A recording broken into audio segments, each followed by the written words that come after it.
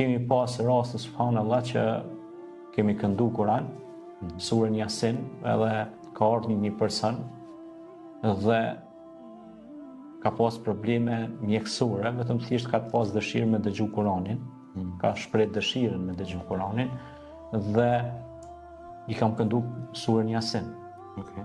Dhe pas 2 javë ka ardhur dhe ka tregu dhe ka thonë se nuk kam aritmi të zemrës, takikardi, të rrallë të shpejta të zemrës. Kjo është gjëre që më ka ndodhur. Ju ka ndodhur njeriu që unë jam dëshmitar dhe vetë që kam dëgju vetë rastin, që ma ka rrëfy vetë. Dhe kur shku tek mjeku kardiolog, e ka pyet mjeku kardiolog, i ka thonë se çfarë kure ke përdorur, se çfarë terapie ke përdorur. Pse i ka thonë?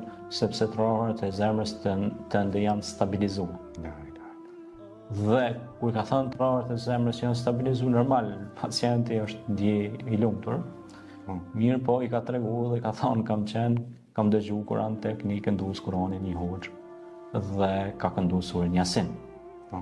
Kur dihet se Allahu më shëroft, edhe Molla Sherif Ahmetin, po dhe dietarët e njohur të cilët kanë dhënë kontribut ndërshekuj në Islam, edhe në truhet shqiptare, si edhe Molla Vesel Guta dhe shumë dietarë, dhe i kanë thënë se pejgamberi jon Muhammed a.s. ka thonë lexone surën Yasin, sepse sura Yasin është zemra e Kuranit.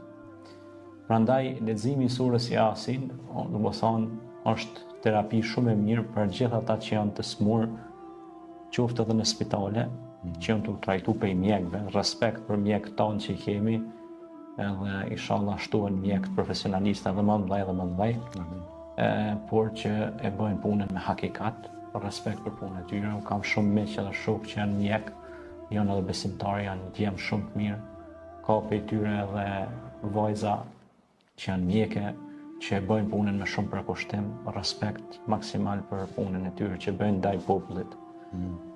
Dhe luftojnë pra që të shpëtojnë sa më shumë jetë njerëzve.